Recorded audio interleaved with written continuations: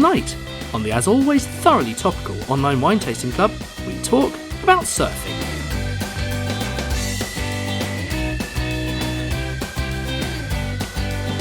We find out what the Queen has in common with Saddam Hussein.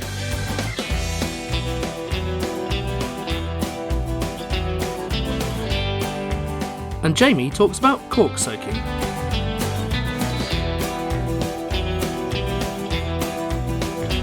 It's time to find out all about the wines of Portugal with the Discoverer series.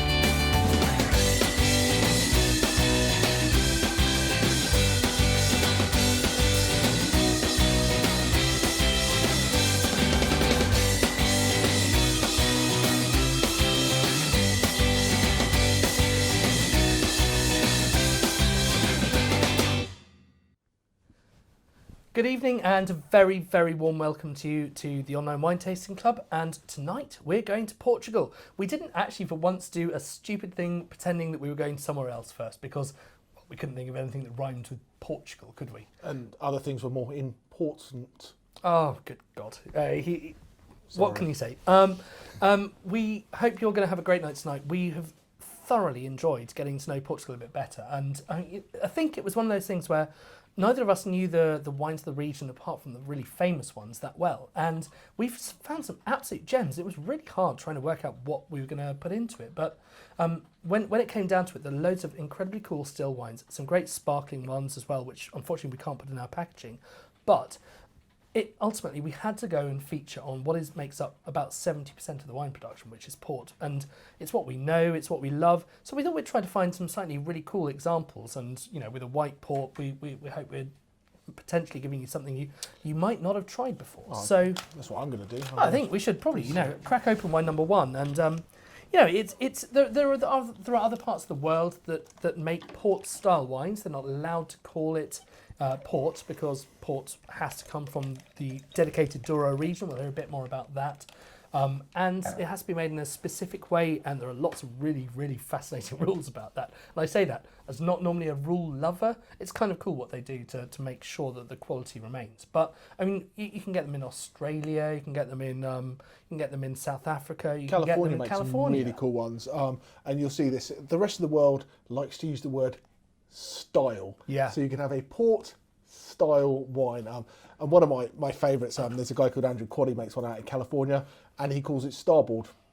Opposite of port. Not port. See, that makes sense. The same grape, same style, same things. And it's absolutely delicious as well. But that's not where we are today. That's not where we are today. We're gonna try some cool wines, and we are also going to introduce you to another presenter, because we finally coaxed her out with a lure of wine glasses that cross the room so she can have a little sip from one by one as she comes over, and Caroline, the producer, is going to come and talk to you. So it's very, very exciting. Partially because I get a bit of a night off, so happy times. But and it saves everybody's eyes a little bit. It saves everybody's eyes a little bit from this delightful shirt. Before we bore anyone solid, we're going to get into a bit of a video that tells you a little about the history of winemaking in Portugal, and we go for an interview with the people who made this wine. So let's have a video.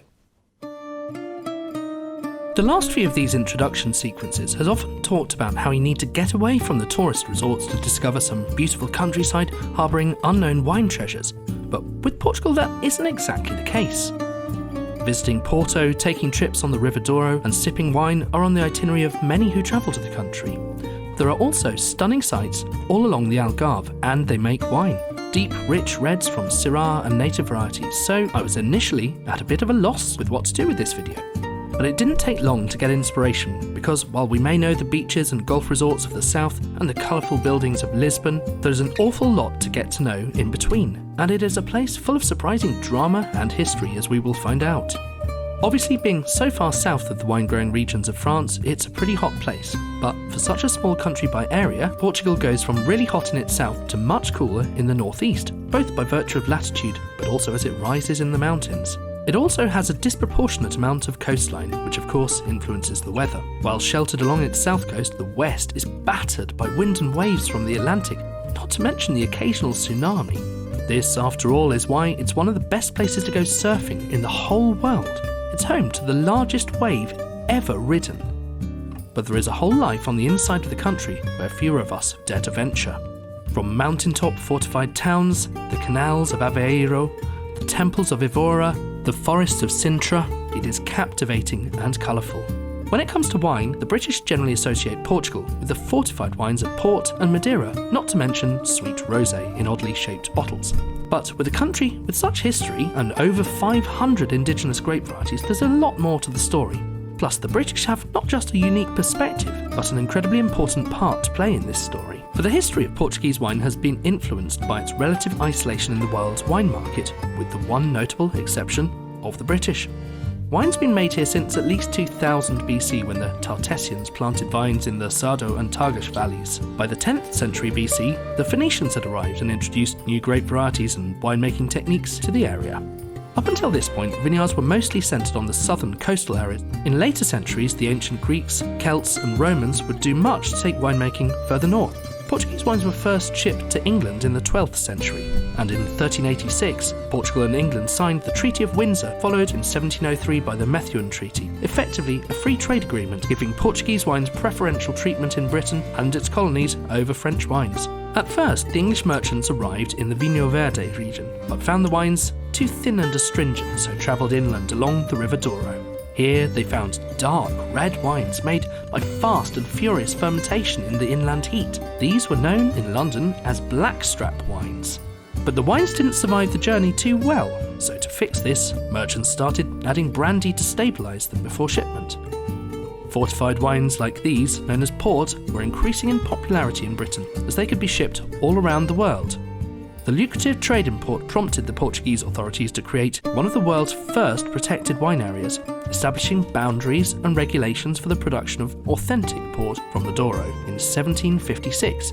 The boundaries were marked out with stones. For much of the 19th century, Portugal's vineyards were affected by disease, so many growers resorted to planting high-yielding and disease-resistant grape varieties. However, they were not such good quality. Come 1937, the Portuguese government established a huge new programme of cooperatives, but these were inflexible and the wine standard continued to deteriorate.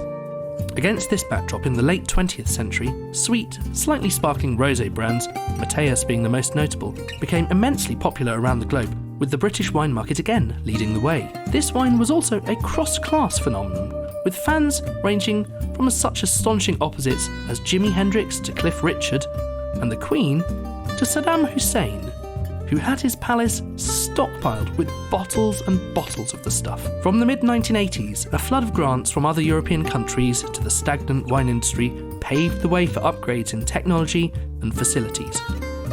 This in turn motivated wine estates to cut their ties with cooperatives and start concentrating on making their own wines, focusing on what was unique in Portugal and making it better. Portugal now has 13 official wine-growing regions, with Minho, famous for Vinho Verde, and Transmontana, making full-bodied reds in the north. The Terrache de Cister, the monks who planted in Burgundy, planted grapes which now make brilliant sparkling wines. Then there is the Douro, the home of port, the Dow, and as far south as the Algarve, and of course Madeira, making unique fortified wines. The other part of the winemaking industry that Portugal is really famous for is their cork forest in the Algarve, used not only as closures for billions and billions of bottles of wine, but also by NASA when building the space shuttles. Most of the natural cork in the world comes from Portugal still. With that said, port is still the main player in the region, accounting for 70% of Portugal's total wine production. So it made sense for us to explore these wines a bit tonight. So in this episode of the Online Wine Tasting Club, we spend a bit of time in the Douro, visiting Barros, Lavradores de Feitoria and Graham's, as well as taking a trip to both the Dow and Setúbal to look at a couple of other regions and how those wines differ. If you ever have the chance to go to Porto, you'll see how this historical city is divided into two sides, linked by the famous Eiffel-inspired bridge. On the north is the main city and all its cathedrals, restaurants, town halls, hotels and houses. On the south, however, are long, thin warehouses. Warehouses after warehouses, all full of maturing port. This wine has had that much of an effect on Porto. Chris had a chance to talk with João at Barros to find how their ports are made, the styles being created, and how years of tradition is being brought up to date to try to increase the popularity and awareness of port worldwide. As you may know, the Douro demarcated wine region is the oldest fully demarcated and regulated wine region in the world. Chianti and is it Tokai? They also have, you know, records of demarcation before 1756. But as a fully demarcated and regulated region, the Douro is the oldest. And it's very simple why. In 1755, there was a huge tsunami in Lisbon that wiped out the capital city of Portugal. And port as an export was maybe the number one in our balance of payment. So the Prime Minister at the time thought to himself, if I don't make sure that region is sort of under control, we will lose maybe our most important sort of income as a country. Yeah. And that's the reason why there was this, you know, massively regulated demarcation of the whole area with, you know, granite pillars. And that was in 1756. And ever since then, the control on production, number of vines, number of growers, number of producers, current account of, let's say, Colheita 2005,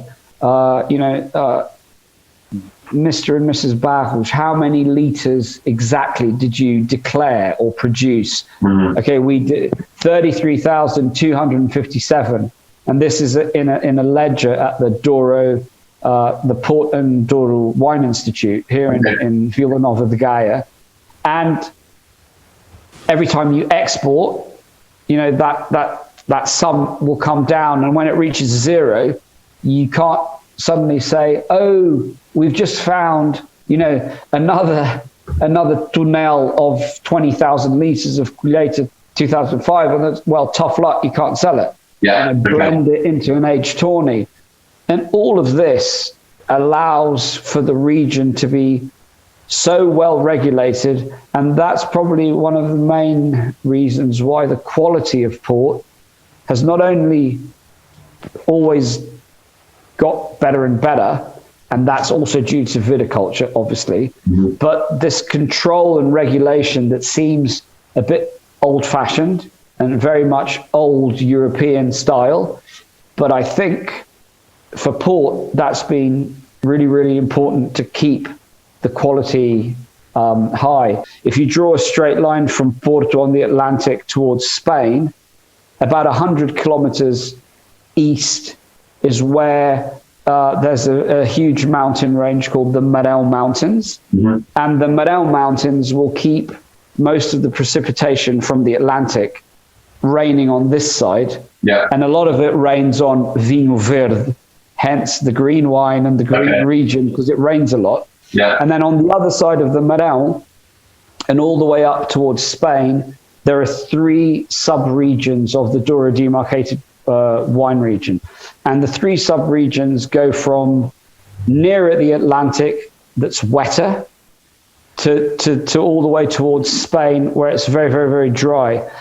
The warmer climate will give you much riper, much more sort of concentrated fruit and juice, and some of the wetter region and the higher altitudes will give you the freshness and some of the acidity. And then by blending these different batches of wine, you will get a final product that will have a style. The white port, chilled, if you put it for an hour in the freezer, serve it with a sort of a scallop starter, it's actually really, really nice because it's a fortified wine and it has that alcohol.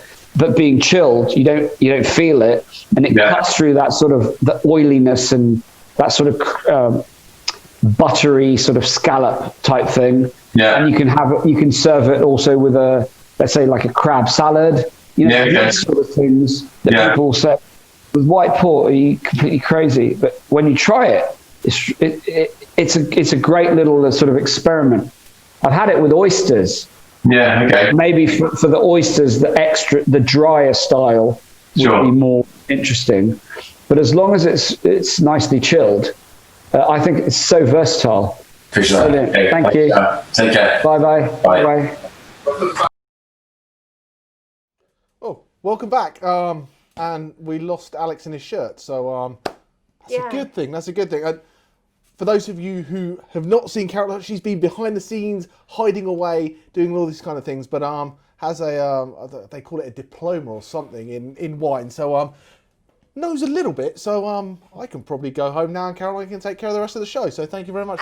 Absolutely not. Anyway, it's sometimes exciting to get some other people in, different perspectives on wines and things like that. But anyway, I'm yabbering a little bit. So we've had the port, which is our fortified wine, and to make a fortified wine, we take a wine, we add a little bit of brandy to it, just to increase the alcohol, because us Brits like to get drunk and B, travel with it, so it's good to go.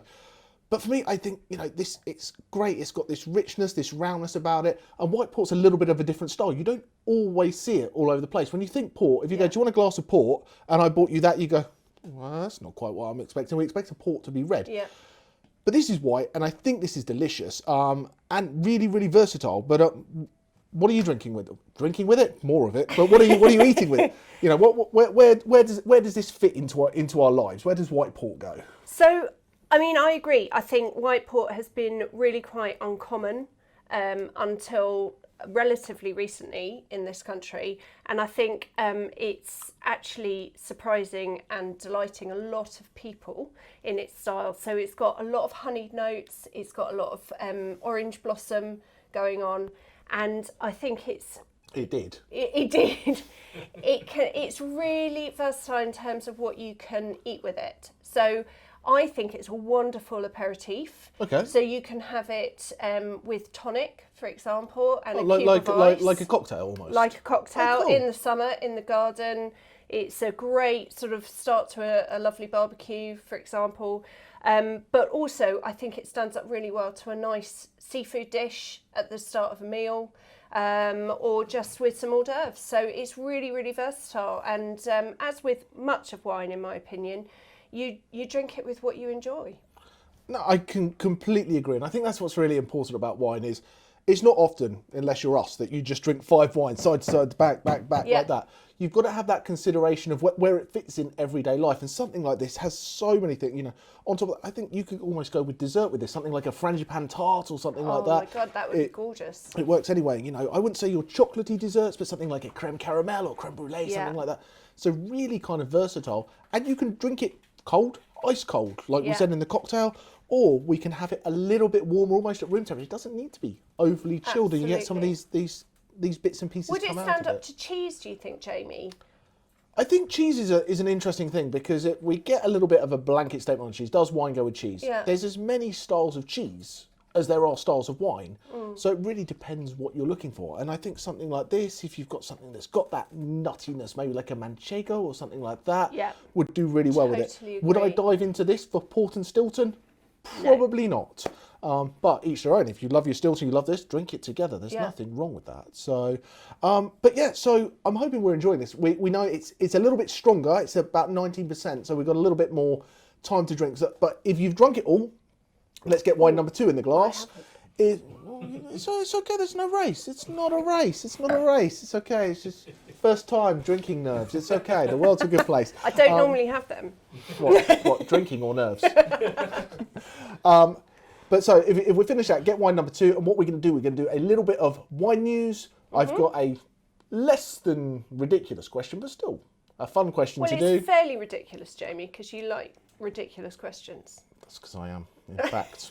Leave me alone. Back to the production centre with you. But anyway, so let's get wine number 2 in the glass if you're at that point. But the wine news, what has been going on? Well, Something Australia. over in China, Asia way, isn't there? There is, and with wine tariffs. So there's been. Thrilling stuff, guys. Yeah, really thrilling, but sadly, If you want to talk, Mr. fairly Producer, come back serious. here with your shirt. it's so loud we can hear it from here, can't we? Get it right in there. But anyway, so we've got these tariffs being placed on Australian wines going into China, and we heard a little bit about tariffs earlier in the year. The States was going to put some tariffs on French wine, and they were looking at putting a 25% tariff on these French wine. and people are like, this will destroy the wine industry. So they are putting a 300% almost Absolutely tariff bonkers. on these wines, to the point that I think it's Treasury Wine Estate are actually turning containers around Wow. in the middle of the ocean to bring them back and redivert them to Europe and other places. So what that means is, if you're going to China, not very much Australian wine for you, but a 30 quid bottle is now going to be a 100 quid bottle. But this is huge for Australia, because China is, and Asia generally is such a huge market for Australia, because it's relatively close, isn't it? Yeah, and they're the biggest buyers of those big, like, cult brands like the Penfolds, the Henschke's and things like that. So we'll see what happens. But what that means, fingers crossed, is there's going to be some good value to look out for, because the wine's got to go somewhere. So we might start seeing some of those cult wines dropping a little bit in price, becoming a little bit more affordable, a little bit more accessible, which could be interesting. could be really, really good for terrific. the consumer. It could be terrific. Oh, I like what you've done there, Jamie. No, you don't. No, not really. Not at all. But I think it's fascinating, and I just hope that there aren't too many tariffs about to come our way either, and so that the British consumer can benefit from tasting some of the incredible premium wines that are in Australia. And it is. We get a little bit excited. Caroline's worked for some Australian brands. I spent some time over there and love it. But this is a Portuguese tasting, so let's get away from Australia and go to France. Okay, because that's not Portugal either. It's not, but it's close. We're getting a little bit closer. We'll get back there eventually. And it was just we had the Hospice de Beaune. We had the water. The Hospice de Beaune charity auction. Should we explain what that is? No, everyone should know that. Well, okay. Okay, but no. Anyway, so the Hospice de Beaune, it was set up in the mid 1400s as the Palace for the Poor. Where as Burgundy was coming out of this plague, it was helping people get back on their feet, all that kind of stuff. And the big wineries would donate barrels of wine, and the rich noble folk would come and auction these and buy them. And now it's a 3-day just food and wine festival with some of the best wines known to man auctioned out. And it's the second biggest sales ever this year. 2018 was the biggest one they ever had. And they raised 13.2 million euros over 3 days. And it's cult wines that you won't get it anywhere else. It's, Domaine de Romani Conti will put a barrel in, and this is wine that sells for thousands and thousands of pounds a bottle. Never tried any. Have you tried some? Should we do a Domaine de Romani Conti? Shall we? Yes! When you're over there, you be quiet, sir. We shall do the Romani Conti tasting. You can handle the chat. But yeah, so you get these options to buy these absolutely one-of-a-kind spectacular thing, and there's some kind of wine clubs and things like that will buy, like the Wine Society will buy a barrel, so they'll have their Hospice de Beaune Wine Society thing, and it all goes to a good cause. So it's drinking great wine for a good cause. So hopefully when we can travel again, it might be ideal to go and do that and hang out for a few days. So it's literally win-win. Great wine, great good times, cause. Great food, good cause, happy days. Happy days.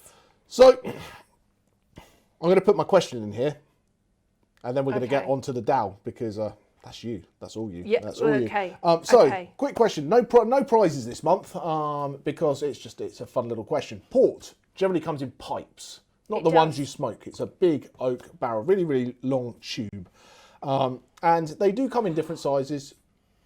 Oh, gasp! What? Yeah. Answers going in the chat, because I didn't set the question up right. Yes, no, absolutely. Answers in the chat. Sorry, producers messed it up already over there. Honestly, you can't get the staff these days. Can't get the staff. If someone can send him a new shirt, that would be great. Anyway, we're digressing. So they come in these pipes, and they do come in multiple sizes, but there is kind of like a standardised port pipe size. So the question I ask is, if you invest in a pipe of port, and you decide... Sorry, could you say that again? No, I cannot. If you invest in a Peter's Piper's pickled pipe of port from Portugal, or Porto in fact, and you decided each day you were just going to have a standard size measure of port just to get you through the day, how long would it take for you to finish that pipe of port? Wow. Or partake in that pipe of port? Too many P's here. So is it weeks, is it days, is it years, is it months? Who knows? So make sure you put on the end how long it's going to take. And I'm guessing we're talking about our average Joe here, not someone who works in the wine trade or... Yeah, standard size, because otherwise it would be a day and a half for me. But it'd be a little bit different for anyone. But anyway, because we're running into Christmas and we always put up these fun little things, we've got some fun Christmas labels on wines that there's not too much to talk about, but we'll just pop it up. We just didn't want to be elfish, did we?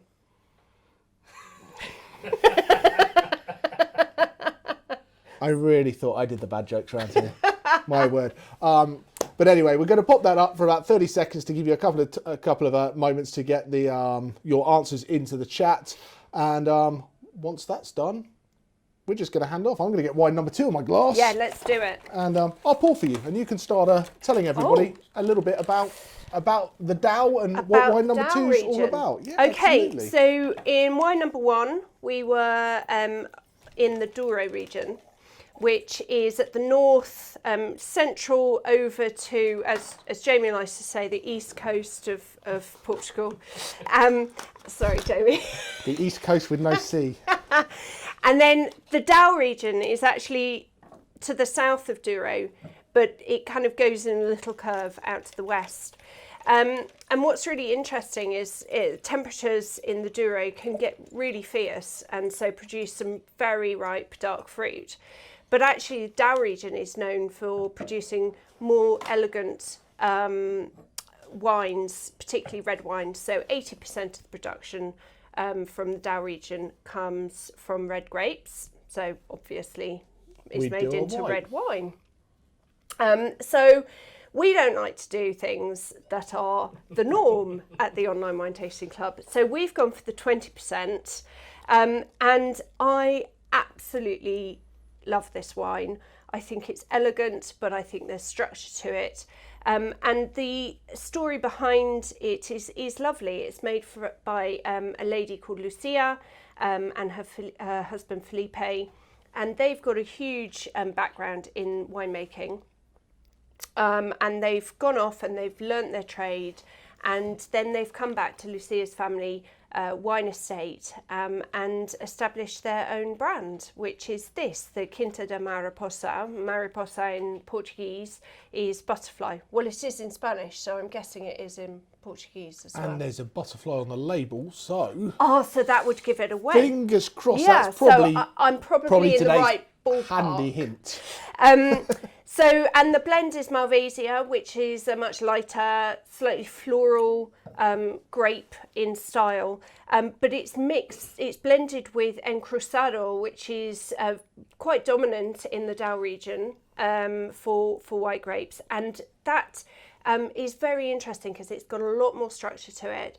So when young, it can be quite light and elegant, fresh and refreshing. But actually, it can be aged in oak as well, much like and become much like Burgundian in style. So the two blended together with a dash of Cercial, I think just brings such an interesting style of wine. Without a question of doubt. And I think what's really exciting about tasting things like this, I don't think there's many people walking into their local wine shop or down the supermarket aisles going, which Encruzados do you have? Exactly. And I think that's where sometimes people get a little bit nervous. We have, Portugal has all these indigenous grapes, and it's relatively new on a lot of people's radars. So, what is it? I don't know what this is. And sometimes it's helpful, like as you mentioned, with aging, it becomes almost a Burgundian in style and that kind of like Chardonnay-esque kind of thing. For me, it kind of reminds me a little bit of the Rhone Valley and that Viognier-esque kind of thing, because that light style can be very floral and elegant and like nice acid. But you could definitely see this in a little bit of oak with that richness and roundness. These grapes can be used for lots of different things, which is phenomenal. But what's really fun is this is Malvezia, yes? Largely, that's the predominant. And the port we just had beforehand was dominantly Malvezia as well. That would be a Malvezia. So what's interesting is the same grape can become two vastly different things. Isn't that the beauty of wine? Without a doubt. Is that the same grape with different treatment, with slightly different regions, can produce such different styles. And I think it's exciting. It's really exciting.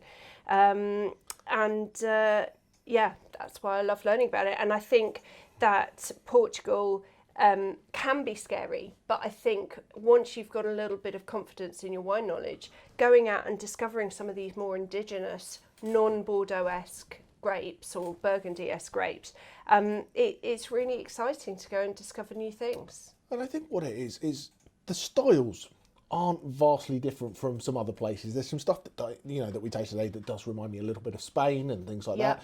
So it's not you're going way out of your ballpark. It's not a scary trip, but it's different words, it's different grapes. But if you go, I like that kind of style, there's definitely something to be found. And Portugal now has 13 different wine growing regions. From everything where it's coastal, where they're nice, bright, fresh, elegant, and then you go inland where it gets a little bit warmer, these deep red, and everything in between. And you've got to get out there, you've got to try them, you've got to taste it. But isn't that why Portugal's great? Because it's actually quite a long, thin country. It's 600 kilometres long and 200 kilometres wide at its widest part. But there's such a variation in climate because of mountains and because of sea influence. Yeah. And not very different to what Chile does. Yeah. That same kind of thing. You've got, the ocean influence on one side, you've got the mountains on the other, and they're making great wines there as well. But what the fun story about this is the winemakers... The nightclub. The winemakers have purchased an old rundown nightclub in the town, which they're building into their winery.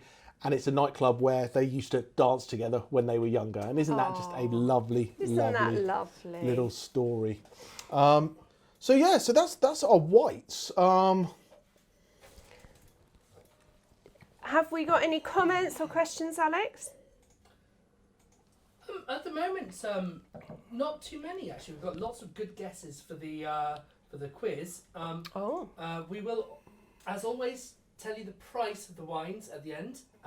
We don't want them to... Do you want to say a bit about that? Yeah, absolutely. So the prices will all come up at the end. And most of these wines, just for ballpark, are all in a very similar price range. Yeah. We've not got a big really jump. Really reasonable, I think, for the quality. But what we like to do is kind of leave it to the end, because if I turn around to you and said, before we drank this is a £150 bottle of wine, you might approach it differently to if I told you it's a £1.50 bottle of wine. So what we'd like to be able to do is take the wine purely on their merit. And then hopefully we go, oh, is that price? Wow, that's good value for money. Or you can go, I would never spend that much money on that bottle of wine. And that's why it's each their own and lots of different fun stuff going on. Okay, so shall we... We shall. Open wine number 3. So yes. We've got a lovely and crisp is a nice comment about number 2. And lovely and crisp, absolutely. Lovely and crisp. And what's fun about this one is every time you go into it, you taste something different. You've got this floral, you've got this nuttiness, all those kind of things. A real creaminess as well, and I think it lasts for quite a long time on the tongue as well, which is a sign of a really well-structured, well-made wine. But I think we're probably holding up the people at home who want to get proper drinking, which is... Not a good thing. Is not a good thing. So I'm going to open wine number 3. Who says? I'm running out of glasses here. That's also not a good thing. It's not a good thing. It's not a good thing. But we're wine number 3. We're heading back up into the Douro to do a still wine. But this is a... It's not one particular person, is it? This is a little group of people, isn't it, Caroline? This is a really, really lovely story to this wine. So we mentioned, I think, in the introduction that Portugal has had quite a checkered history with its wine industry, in that, like a lot of its political life, it's been fairly isolated, and a lot of the time, wine growers didn't even know what really was in their vineyard because they inherited them and it just sort of passed down the generations. And so it was a lucky dip really as to what grapes they were growing there. And then the cooperative system was introduced by the government in the 1930s. And whilst you may think that that was great because it's pooling together and improving quality, actually it had the opposite effect because it was government run, it was very inflexible, and it drove standards down. And it wasn't until Portugal joined the EU that funding flooded in and wine estates and farms and growers were able to properly invest again. The story behind this is actually they've flipped the cooperative system on its head and made it a thing for positive change. So there's a group of 15 wine growers that between them own 20 wine farms. And what they've done is pool their resources for vineyards, for knowledge, for research, for facilities, and make the whole a much greater thing than the individual parts.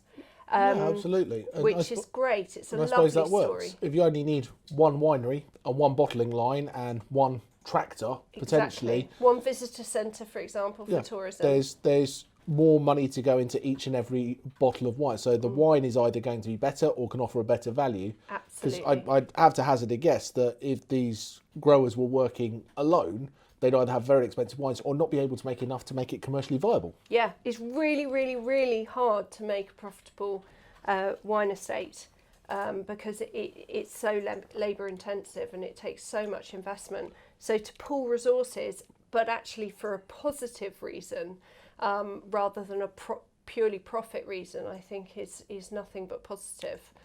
So what's in here? Are we international varietals? Yes, Cabernet Sauvignon, Merlot, because that's what they're... No.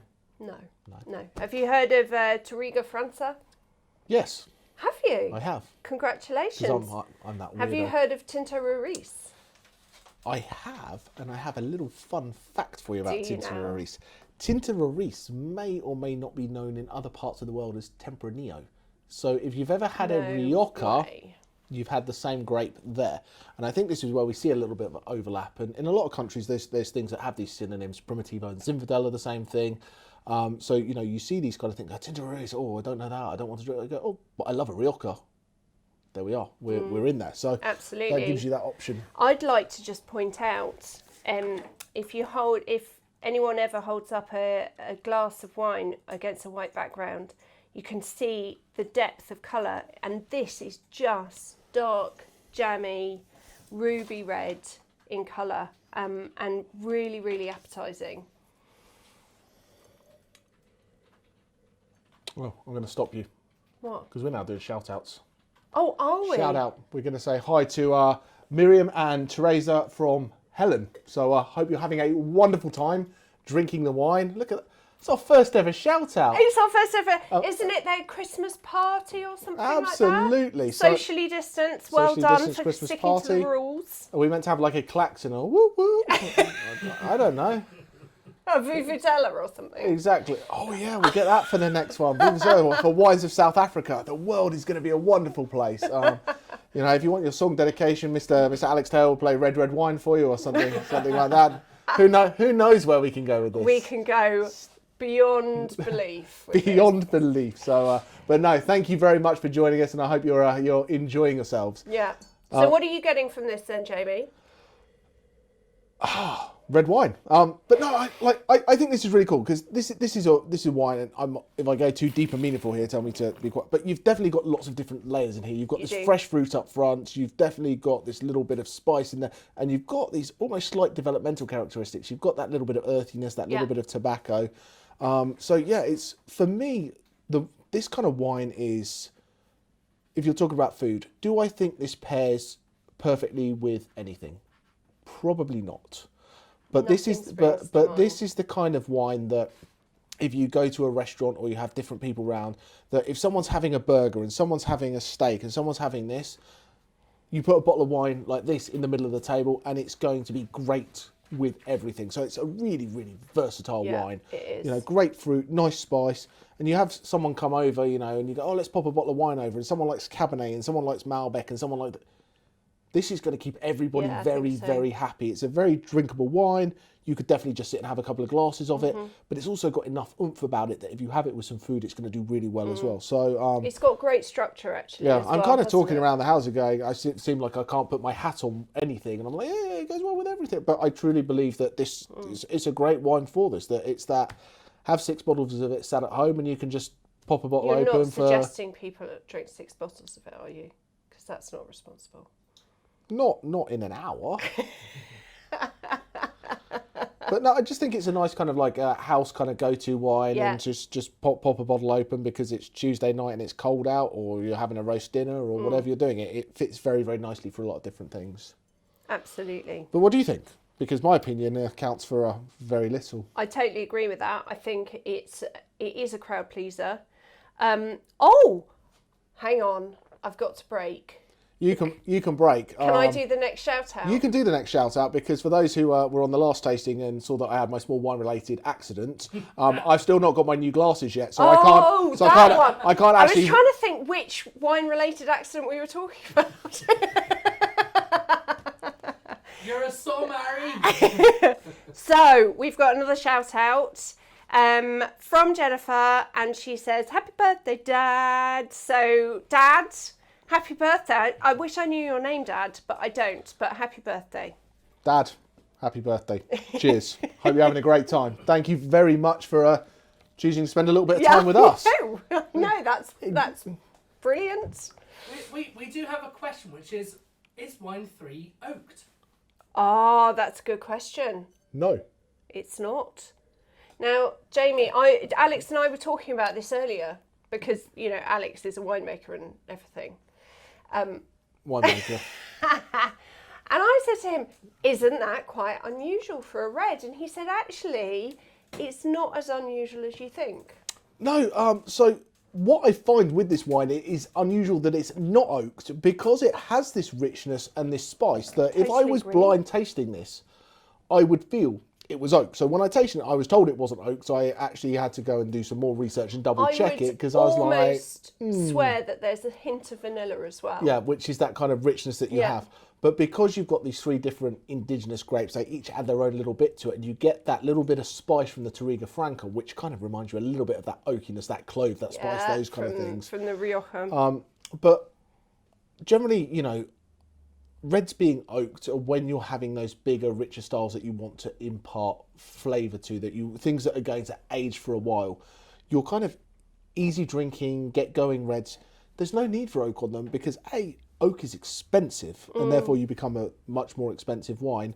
B, if you're aging it for a long time, you've got to have the space and the real estate, and that costs a lot. So when people are able to make a richer style wine without oak, I think there's more people, you know, making new style wines and new age winemakers trying to steer a little bit away from oak, because you can make a more drinkable wine quicker, and you don't have the cost and the expense and the expenditure of doing oak barrels.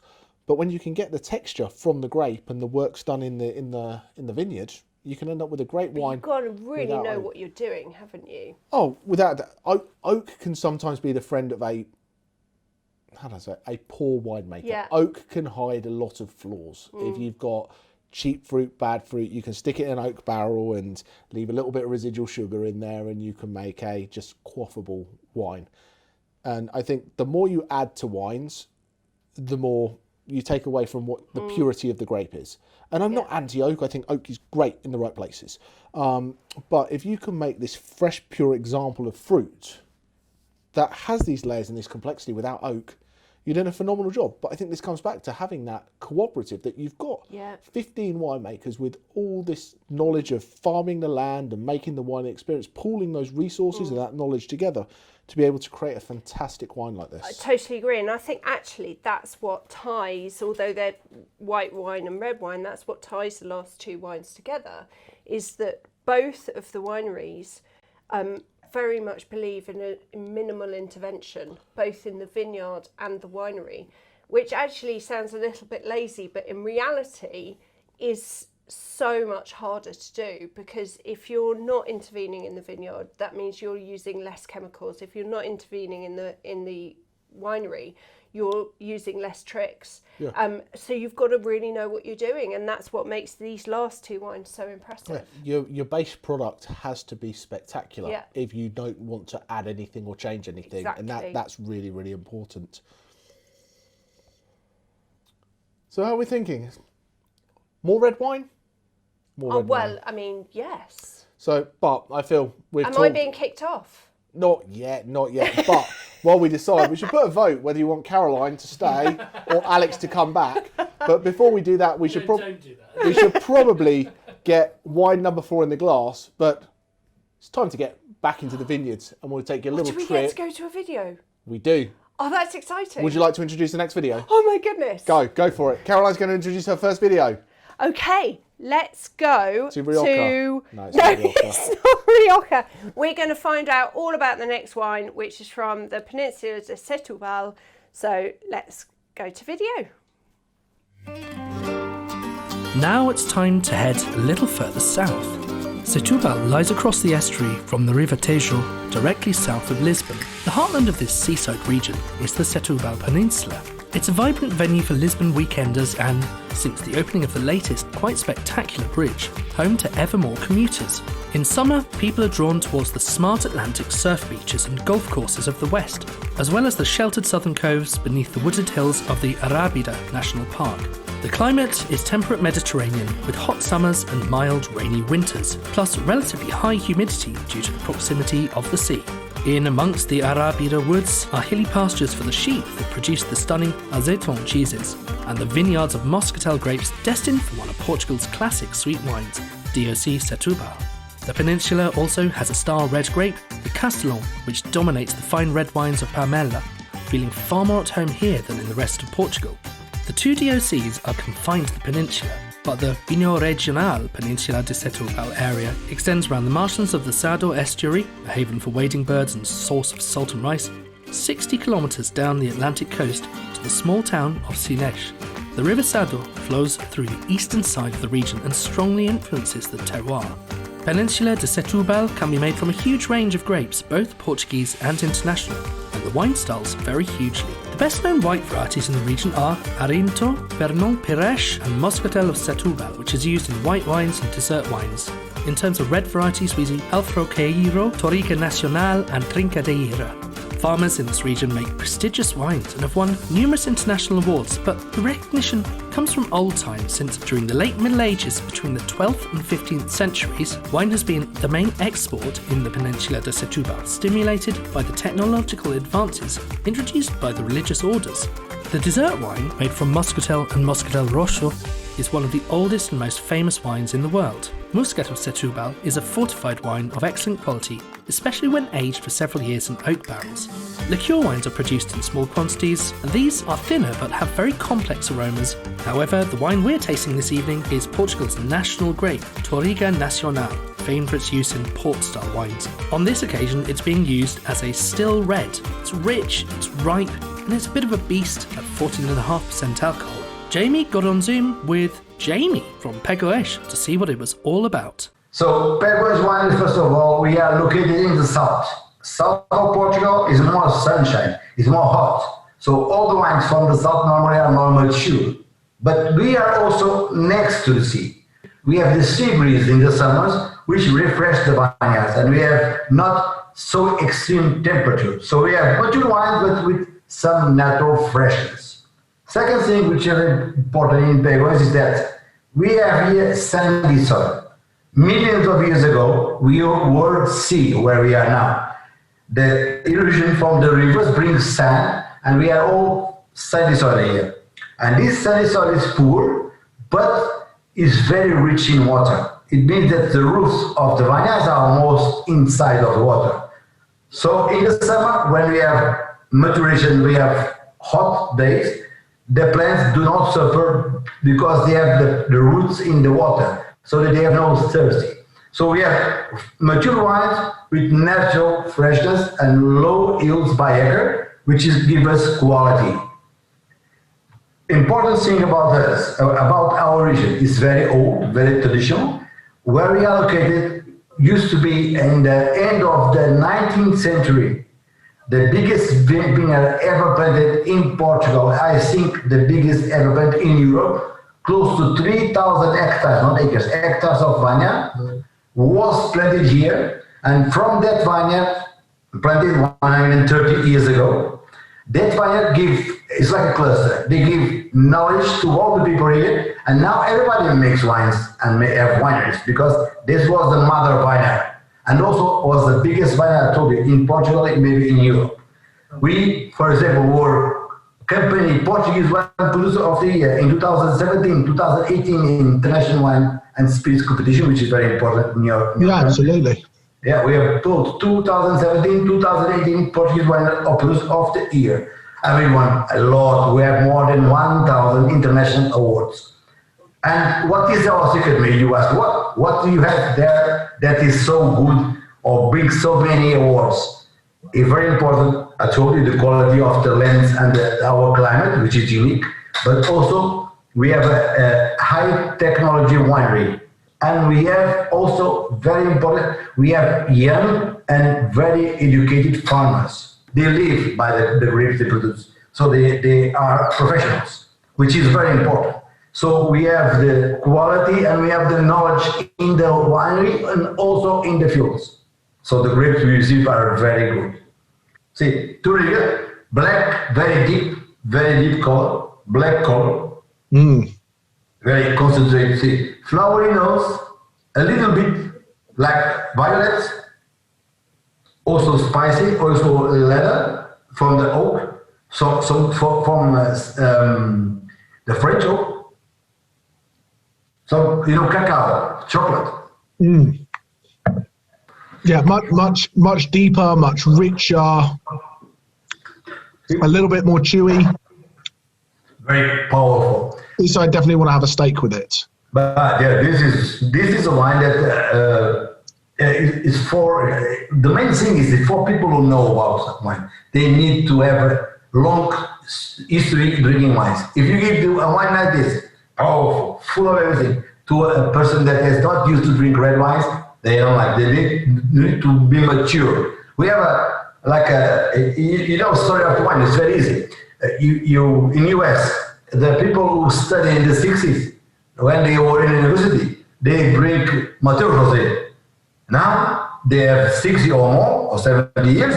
They are drinking Saint-Emilion, Château du Pape. So they move.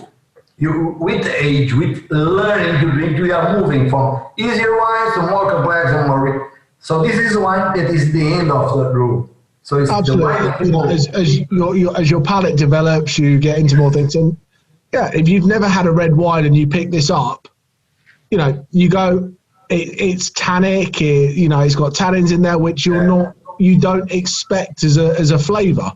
And people get into their nice, easy, fruity wines to start with, and then they develop and go, this is this and this is this. And I remember, yes, that's the joy of wine. Listen, I was born, as I told you, in a family of wines. My grandfather make wine, my father make wine, I make wines. And I remember when I was a kid, I drink some wines with soda, mixed with soda. And when I went to university to study wines, we all study wine, so we drink a lot of wine. Then I remember to drink wine, and the first wine I like to drink was Vinho Verde, which is fresh, a little bit frizzy, a little bit of sugar, so fresh. And when they gave me a wine like this, I don't like this because it was tannic. But this is the top wine. You need to move to learn to go to a wine like this. No, absolutely, and it's absolutely delicious. This is without a doubt my kind of wine. I like my bigger stars, my little bit of oomph about it, and I think it's absolutely beautiful. It was absolutely amazing to talk to you. The wines are fantastic. The history of the wine is fantastic. Thank you ever so much. Have a great afternoon. Cheers. Thank you for your time. Welcome back, and I'm back in the seats. I think Caroline did so well. I might actually permanently retire this shirt and just get back behind the computer. But it's nice to be back in the chair. And I've got to say, you guys did a great job. And those are some really cool wines.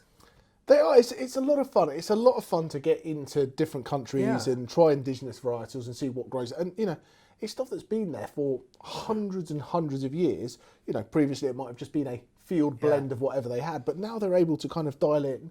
Those grapes have been there for a while, so obviously they grow well, they do the right things, you know, and it's great.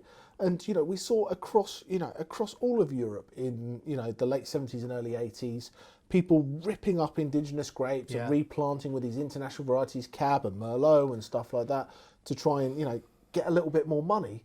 But it's nice to see these places that stayed true to their roots and make these unique, interesting, and absolutely delicious wines. What they did was a mistake. They shouldn't have ripped up what made them them, because anyone who's got the right temperature and soil can grow those grapes and can make that simple classic wine that is a classic, let's say a Merlot, classic Cabernet Sauvignon. They can do those things, and you end up in a race to the bottom, don't you? It's who can make it the cheapest, the quickest, the cheapest, the most cheapest, you know, and so what you end up practically in the vineyard is with machines churning through the vineyard, acre after acre, an hour at a time, and harvesting all the grapes, putting them into a massive truck which crushes all the grapes under the weight of them.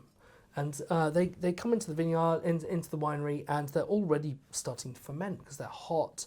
They are, you know, they're crushed, they are starting to ferment. And by the time they're chucked into your massive industrial scale equipment, you know, they can still make amazingly incredible wines for the price you buy. It's absolutely ridiculous what they can make, but it isn't quite the same thing as these craft winemaking guys. It's just like craft beer, you know, isn't it? Because you can make a Stella Artois, or you can make a, you know, to a recipe. Yeah, it's to a recipe versus, and you know, that's a cool thing. So what we're all about is trying to explore and find these people who are doing something a little bit different, a bit interesting, because otherwise just buy the stuff from the supermarket. It's all the same. It's just a different label. Yeah, no, absolutely. But harsh to say. Now he's bullying everybody. Yeah, he got a bit of over there. He felt the producer power, didn't he? He came back with that attitude. He needed more of it. What I do have to say though is I have to thank Alex, because if you've seen his voiceovers, I may or may not have written the scripts for these voiceovers, and I may or may not have tried to put so many indigenous grape varietal words and random Portuguese words that when he was recording these voiceovers, he was there with YouTube up with pronunciation videos. How do I say this? So he's kind of had to learn to speak Portuguese in the last month while we tried to put all these things together. So you're very welcome. Thank you. You know. But to those who are Portuguese who are on the call, I apologise for making an utter abomination of your language. But please give me some constructive feedback, and I will get better. But, speak English. Yeah, I'll speak English. But yeah, but it's cool. Port it's a cool style wine. What's funny for me as a winemaker, and I know we've got to get on to wine 5. I'm going to get on very quickly. As a winemaker, it does so many things that you generally are taught in winemaking universities not to do. And it's the same for Madeira, it's the same for sherry. They teach you, don't do this, for God's sake, it's going to make something awful. Don't add oxygen. Yeah. Don't let it get hot. Don't let it get hot. Don't add a load of brandy to it. Quite. Don't leave loads of sugar in it, because, you know, people don't like sugar these days. And yet they have made something which is unbelievably uncool. It is. It's uncool. Who wants something with loads of sugar in it these days? Suddenly, we've had loads of young workers come in to help us pack, and they're like, that's something like my granddad drinks, so I don't like sugar. I don't want this. I want sugar-free this. I want vegan this. And it's a really interesting time to see what young people think about it, and that's the battle that young. Are you you're not classing me in that group, are you? The young people. Well, you are younger than me, but no. Okay, that's fine. Just so I know where I stand. I'll drink my Touriga in the corner. Don't you shake your head at me. Get in your Touriga corner. What? But it's not cool. You two in your half presenter, half producer thing are on a team against me here. We're taking over the world. It's not cool. Like, sugar is not the hottest thing that's hit the planet. Like, how do we make this product really hot? Let's add sugar to it. That's not the way you go. But that's what they've done. So what we glossed over earlier is that how does sugar get into port and into fortified wines? And the answer is it was in there anyway. It's in grapes. The sugar is in the grapes. So when we add the brandy in, like Jamie and Caroline said, what that does is it stops the yeast turning that sugar into alcohol because it adds more alcohol. So it's already up to like 16 to 20%, and it stops it taking away that sugar. So you've still got some of that natural. So you want to call it natural, clean sugar, whatever you want to call it, it's there. Absolutely. It's grape sugar, it's not added. So we're not adding a load more. No. But yeah, just for, for his techie wine geeky stuff, once the alcohol gets above about 15%, the yeast doesn't like to play anymore. So the yeast will die, and therefore that stops it fermenting any further. So this is why we fortify, so we don't get secondary fermentation in the bottle, which basically, if you ever had a grandmother who made elderberry wine and it got left and it had sugar left in the bottle and then it exploded, that is secondary fermentation in your garage. Caroline's got a question. No, I've got an interesting Oh, an fact. interesting fact. Ooh. Okay. Yes. So did you know that the government first had to introduce more legislation into the port trade because certain dubious merchants were adding sugar and elderberry juice?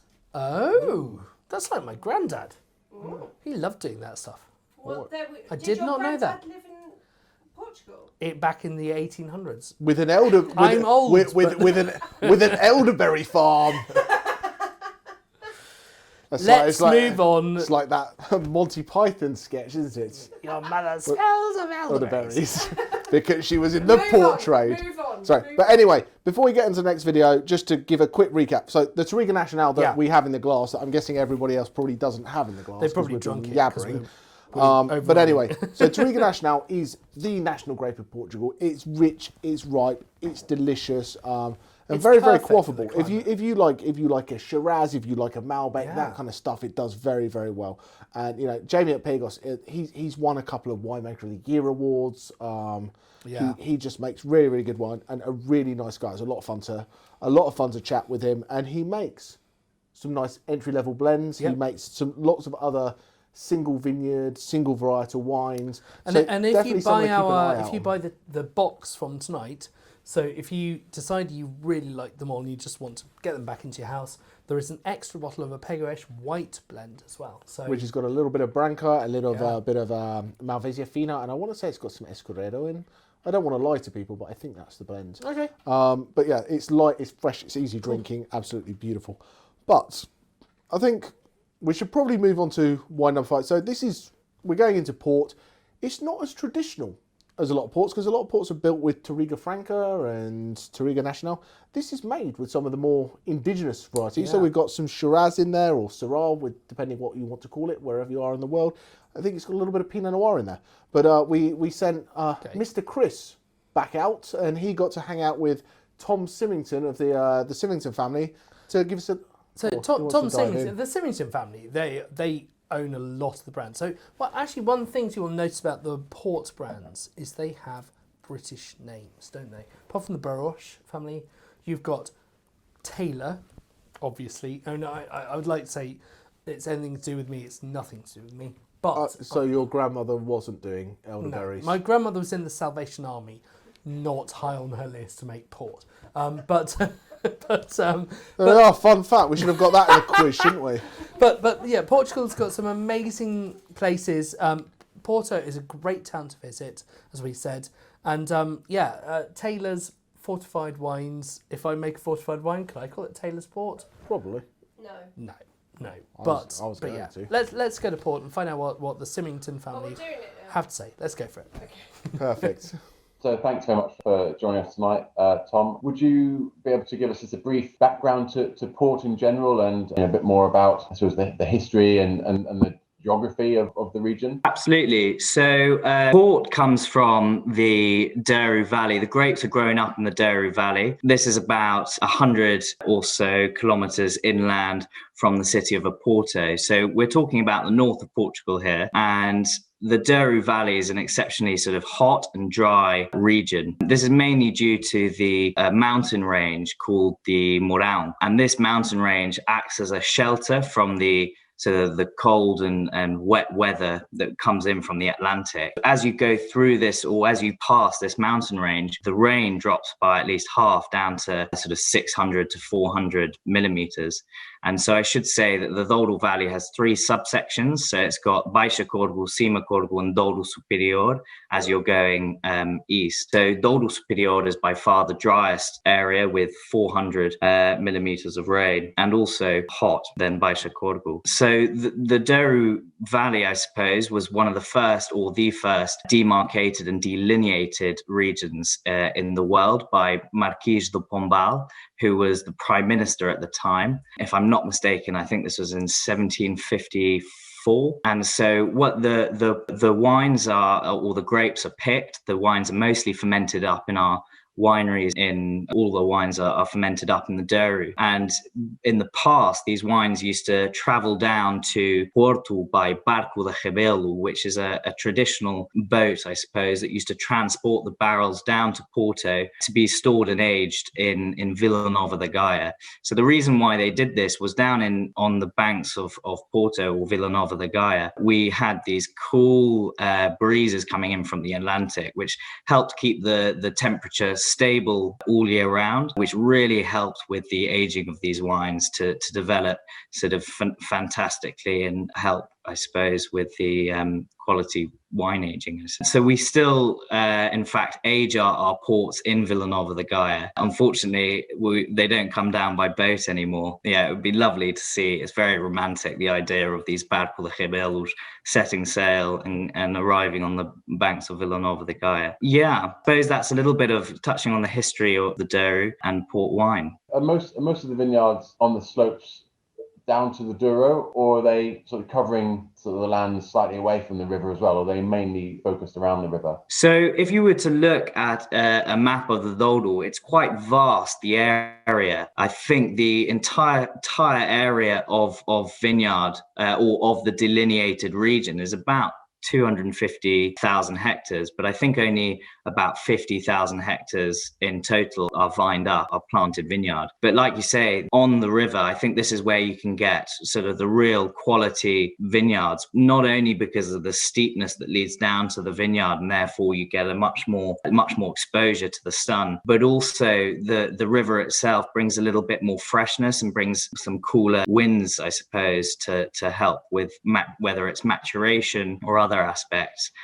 So I'd say, yeah, the quintas on the Douro River or on the tributaries are really best quintas in terms of a quality aspect. And, a little bit on the history of Graham's as a port house as well. That'd be really interesting for us. Sure. So Graham's was founded back in 1820 by two brothers, William and John Graham. They founded this obviously in the northwest to trade mostly textiles, and I think it was in 1820 they accepted 27 barrels of port as a payment of a debt. The two brothers decided to almost devote their energies to making the best port wines after this, and so yeah, I suppose the Graham's port house was born. The Graham family already had extensive businesses and interests overseas. The Graham family came from Scotland. One historian said that they were among the merchant princes of Great Britain. So my ancestor AJ Symington, the first Symington that came from Scotland, he actually started working for the Graham family back in 1882. And it's quite fun that only sort of 100 years later, after working in the port industry and acquiring dhows and wars, that only 100 years later, my family to come back into the scene. It's quite nice to sort of have this little loop. And in 1970, we acquired Graham's. So it's quite a fun little circle there. And regarding sort of styles that both Graham's produce and are produced generally in port, can you touch on those, please? Just sort of essentially the differences between some sort of the key ones and the key core levels. Sure. So from a more general aspect, you know, in port we have Tawny Ports and we have Ruby Ports. Tawnies are aged in what we call smaller barrels. They're not actually so small. They're probably any sort of wine enthusiast would call quite large. But we age them in these smaller casks, I suppose, and we rack them at least once a year. So this allows for the sediment to drop out and be removed, allowing what my grandfather would have called falling bright. So this allows for the Tawny Ports to become a little bit more clearer. The contact with the wood allows for this slightly nutty characteristics, character to form. You also have quite a bit of evaporation as well. So they really concentrate down, and along with the oxidation through the sort of porous wood, they start developing these almost dried fruit, nutty characteristics. Whereas a ruby port tends to be quite sort of opaque, dark, plummy, dark fruits. And so these are commonly aged in sort of larger vats or tonnage. You've got some different styles within those two main categories. So with the Tawnies, you have 10, 20, 30, and 40 years old. These are blended between different years to come to have an average of around 10, 20, 30, or 40. And then you also, in Tawnies, you have single harvest. So these come from a specific year. And these barrels sit in our lodges in Villanova de Gaia and are only released. I mean, Charles will be tasting these casks at least once a year, and that will only release a single harvest when it's really showing at its best. So currently, some of the single harvests that we've released include the 1972, the 1963, and the 1940, and we get some younger ones as well, like the 1990 and the 1994. But these are fantastic because they show another side to the Tawny style. In the rubies, you can have, from the very top of the industry, I suppose, the halo port, you have the vintage port, which, as I explained earlier, is a blend between different quintas, almost a super blend. And so we only release very small quantities of vintage port. Vintage ports are only released on average 2 to 3 times a decade, only when we've had an exceptional climate and conditions to create port of that quality, I suppose. Then the single Quinta vintage port is a real expression of the terroir of each Quinta. So Quinta dos Malvezia, for example, really shows its characteristics and quite often very velvety, smooth, and red berries and fresh. So then you also get the LBV, late bottled vintage. This port is aged for it's not vintage in the true sense, so the vintage port and single Quinta vintage port will be bottled matured.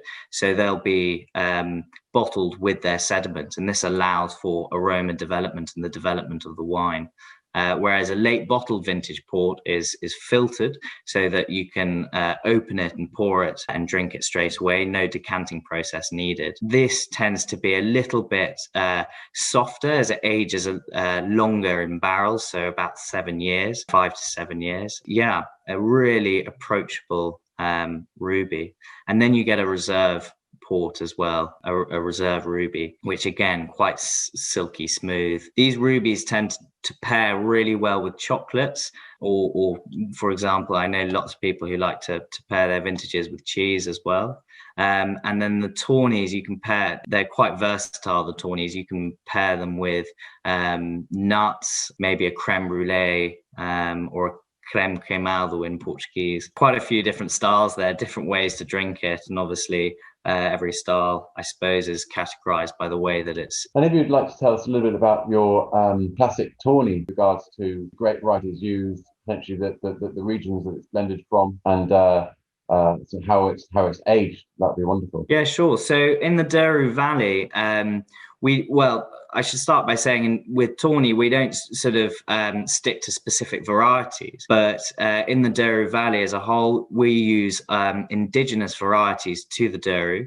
So these are varieties that have evolved over almost thousands of years to really tolerate this heat and this dryness. And so Touriga Nacional, Tinta Roriz, Tinta Barroca, Touriga Franca, all these varieties tend to have small berries, which is great for concentration. And like I say, are very well adapted to the heat and to drought. Yeah, so we don't necessarily stick to certain varieties for different styles. Coming back to what you said, how we age our tawnies, we age them in Villanova de Gaia, down on the banks, right on the coast of the Atlantic. And like I said earlier, those cool breezes, the weather coming in from the Atlantic manages to keep the temperature sort of stable all year round, and which is great for aging wines. And especially, I think a lot of people almost think it's sacrilege to chill a wine down or to put a wine in the fridge. I think particularly with the tawnies, it really goes down well. I suppose something that shocks people in the UK as well a little bit, typically they're associating port to sort of drinking port in front of the fire on a Christmas or snowy day. Yeah, in Portugal, during the summer days when it's really quite hot outside, it can be 32 in the afternoon, we'll sometimes sort of sit down by the river and have a really chilled Tawny Port, and yeah, just chilling it down a little bit goes very far, I think. That's amazing. Well, thanks so much for joining us, Tom. It's been fascinating learning about grains a bit more and generally port and all the different styles. So yeah, thanks for your time today. No worries. Thank you very much for having me. And yeah, I hope I managed to answer all of your questions. Yeah, no, that's been great. I appreciate it. Hey, so spot the difference. I'm back. It's because I just couldn't get enough of these wine shenanigans. So we are here to talk about ports. So yeah, we had a couple of great questions in there, and once again, I think we've run a little bit over time, and my apologies for that, we get a little bit overexcited. Yeah. So if you need to log off and run away, that's fine. We're going to get the video up in the next couple of days so you can catch up. But there's been a couple of questions in there about port and what the different things are. So we are going to try and do a mini port masterclass in about 5 minutes. If you love port and you want to see a little bit more, give us a shout, because it's your club, and if if you want to do a fortified tasting or a port tasting, we can bring all these different styles in bags to you, and you can taste it. We can do that. So let us know what you want to see. But we've got probably 5 main styles, and there's lots of little sub varieties. But we've got rubies, we've got tawnies, we've got crusted, we've got LBV, and we've got vintage ports, which I think are the main things that people know. So I'm going to put Caroline on the spot right now and check her WSET diploma knowledge and go, Caroline, please tell everybody about the differences of ruby and tawny ruby and tawny. Ruby and tawny. And what we should be looking for. Okay, so in essence, a lot of port is the simplest wine to make versus many other sort of, wines. Ruby port is the grapes are put in to ferment. The vinification or the fermentation is stopped with brandy, which means you are left with a very strong, very sweet wine. And then that is put into barrel for a really short period of time, and then it's put into bottle and it's sent to market. And what you end up with is a strong, sweet, young ruby port. Tawny port can be that I'm going to give you a bit of a top tip here, because tawny port can sometimes be a bit misleading. So some tawny ports, the cheaper tawny ports, are from the poorer vineyards, from poorer quality grapes. And the reason that they take on this tawny colour is because the quality just isn't there. But if you go for an aged tawny, or a tawny port from a very well-known port house, like we're tasting here, which is from Graham's. It is from Graham's, isn't it? It's from Graham's.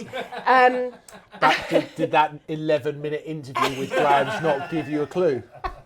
Really didn't. I didn't know what was... Yeah, no, anyway, I'll leave it there. So aged tawny, what happens there is they put this young, deep, rich tawny port, ruby port into the oak barrels for a longer period of time, and the oak and the wine combine together, and the colour blends into this wonderful, beautiful, tawny, rich colour, and that becomes the Tawny Port. And that's where you see a 10-year, 20-year, 30-year, Absolutely. 40-year And port, and that- they're going to be the tawnies, yes? Absolutely, and that depends on how long they've spent in barrel, which I believe is a bit different to the vintage ports. Absolutely. So a couple of other styles. We've got LBV, which stands for Yeah. late bottled vintage, and that is a ruby port from a particular year. So they'll do their ruby ports and they do the cheapo cheerful, send it to market, get it done, and then they'll keep some of what they feel is their best back, and that will come from a particular year. So it's an LBV 2013. Very different from a vintage port. That's not the thing. So an LBV 2013, whatever the year is a ruby port from a particular year. Okay. We then have crusted ports that you might have heard of, which is unfined and unfiltered. So what does that mean? that means all the stuff, all the yeast and everything is still in the bottle. So when you pour it out, you need to decant it. Sometimes you've got an older crusted port, you'll take the cork out and you'll almost have this like stalactite or stalagmite. Which way does it go? I don't know. But you know what I mean. Yeah, but one goes up, one goes down. Exactly, and you'll have this kind of like these crystallines crusted around the thing. So you get this stickiness, sweet, and sometimes, I don't know how to explain this without sounding a bit gross, but you know if you've not cleaned the top of your ketchup bottle properly and you get that stuff. So slight crystals almost. Exactly, hence crusted, because it's crusted, crystalline, whatever. Then we have vintage ports. And vintage port is a little bit different to a vintage wine, because when you see the vintage on a wine, that's the year the grapes were taken off the vine. That's the year the grapes were picked, and lots of wines have their vintages. For port to be a vintage port, all of port gets together and they declare the year as a vintage. All the port houses. All the port houses have to go, we are declaring this vintage for it to be vintage port. We're seeing more and more are being declared recently. You usually get 3, maybe 4 vintages a decade, but where it's become a little bit warmer, a little bit richer, we're seeing more and more vintages being declared. And it doesn't always mean that a wine's better or worse. You can sometimes find some really good value in wines made in years that haven't been declared, because they're not as collectible, but not always vastly different. And that leads to the last thing, which is a coleta, which you'll have a coleta and it will be a year. So a particular winery might go, 2017 was phenomenal for us. We can't call it a vintage because it's not been declared by the board as a vintage, but they might put the year that was made on. So you can say this was a coleta 2017. So that's more like a vintage wine then? Yeah, absolutely. It came from that. But so vintage is an interesting term in port, because there's wine made every vintage, but not all vintages are declared. So therefore you can't declare a vintage port every year. So, vintage ports come from absolutely the best years. But what you've got to look at, there's lots of different parts of the Douro. So someone up here might have some absolutely phenomenal wines. But everyone else, it's not been quite as great. So they might not declare a vintage. But this guy up here might have made the best wine they've made all that's really decades. interesting. So it might be worth people going to their nearest independent wine merchant and saying, what's the best coleta port that you have, because that might be better value for money than a vintage port. Yeah, but it's the line with anything. It's about what's exciting for you. Some people want to have a vintage port because that's important. It's important to have a vintage port. It's important to have, a name on a bottle of champagne and things like that. But there's definitely some value to be found. So that is our 5 minutes of port. Probably a bit more, maybe. 6.5 minutes of port. Sorry. So shall we have the wine of the night poll? Yes. Yeah, so what did people like, Alex? That feels really weird because we are launching it now. we're launching it. We've not done So the poll. who really. likes I'm not used to this Well, side. you're not producing, so obviously the poll's not been done yet. We're waiting for him to do it. So 3 questions: favourite port, favourite red, and favourite wine. So yes. Okay. So for those who can't hear him shouting, 3 questions to answer. We've got our favourite port, our favourite white wine, and our favourite wine of the night, I think. Something like that. Absolutely. But yeah, dive in, give us your answers. And while this is coming in, we should probably say, thank you very much for supporting us. We know some people have had delayed tastings and things coming very last minute because Royal Mail haven't always looked after us, but we are getting ready to fix that, and we're very excited to get into the new year with a a new zip, a new bounce, a new whatever that we need to do. And we've got so many exciting things We've got to come. lots of things coming. So January, we're doing all Spain, both on our Discoveries and our Adventures. So we're doing a tour of Spain on the 13th of January, and we're doing a Rioja masterclass, because in the first lockdown, I decided in my free time to do my diploma from Wines of Rioja. So I now have a Brilliant. So you're doing that on your own? You heard it here first. Don't say that. If people are tuning in to me for 2 hours, they'll be out. No one's going to do it. So please say someone else is going to be here. So we're going to be doing that. We're going to be doing New Zealand in February. So lots of fun going there. We've got if you want to do a little tasting, in January, it's going to be a one-off and something a little bit different. But and we've only got, 35 packs. But we're doing a wine tasting with Tom from Paso Primero. So it's a Spanish wine, but it's 5 of his wines in the same pack. They're available for sale, and we're going to be doing some Instagram live-esque thing with him. I think that sounds modern. 8th of January. Got a Zoom one as well. Oh, it's a Zoom one as well. Zoom and Instagram live and all these things. But we're going to be live with the winemaker to kind of talk through his wines and what he's doing, all that kind of stuff. Which is the first time we've done a live one for a long time, isn't it? With a winemaker, absolutely. So we're excited for that. But truly, anyone who's with us for the first time, it's great to see you. Hopefully you come back again. For those who have supported us, A, from the beginning of Online Wine Tasting Club, B, from the very, very beginning of Tring Winery when we had the small wine in the small bottles, it's been an absolute pleasure to have you. Alex has got something else. Answer the quiz. Oh, I'm just getting on my roll here. I'm doing my thanks to the world. You're getting all emotion, aren't you, Jamie? I am. So, before I get overly emotional, because it's our last one of 2020, oh my God, and we're going to come back in 2021. The answer to the quiz, it would take you 30 years to drink that pipe of port, based on a pipe being 550 litres, and you drinking 50 ml a day. So that's good, and I think I'd say that's 30 years well spent. Well, if you invest and get it for someone for their 21st birthday, it gets them through to almost retirement. Happy days. That's what you need to do. So the closest person to the answer will get a prize because it's Christmas. Will Alex is giving someone a prize for the closest answer. Generous. Which means he is now going to dig through the chat to work that out. So well done, Alex. You've volunteered yourself for that. We don't have that answer, so we will give whoever wins, we will give a shout. And how are we doing on the polls? Have we got some poll results? Have we got some favourites? We do. Would you like to see the favourite? What would you guess? Favourite port? You go first. White. Does that mean I have to pick red? I would think white because it's unique. It's white. Yeah. Yes. Cool. So the white port wins over red port, which is cool because we don't often get white port, so that's kind of fun. I love these more unusual drinks that we're able to bring out to people. Favourite red? Favourite red, Touriga Nacional. Yeah, I'd go the same. And so did they, 69 to 31%. Wow. 69, dude. That's a big Stop it. But, favourite wine of the night? Favourite wine of the night. And if it's anything that I've known previously, it's not going to be either of the wines that's previously won a poll. I know what I'd go for. Okay, you go first. I'd go for the Mariposa. You go for the Mariposa. I'm going to go out on a limb and say it was the Touriga Nacional because that's my favourite wine of the night. I'm guessing I'm wrong. Wrong!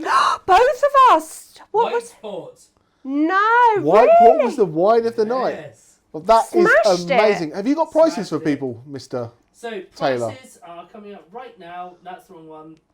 Where's the prices? Oh, there. You just can't get the producers. You can't get the producers these days, can you? So my apologies for him. Sorry about that. So the prices are up.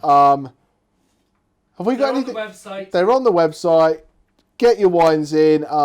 If you order today or tomorrow, we can get it out before Christmas. Which is not bad, considering but once it's a week tomorrow. Yeah, Christmas. so if you order today or tomorrow, we can get it out for Christmas. With huge amounts of fingers crossed. Not Royal Mail. No, leave Royal Mail alone. The poor old Royal Mail. But anyway, the dear old posties. It's been an absolute pleasure. It's been a fun year getting to know each and every one of you. The comments have been fantastic, and we will see it all in 2021 with some new fun wines, some new cool stuff, even better presenters.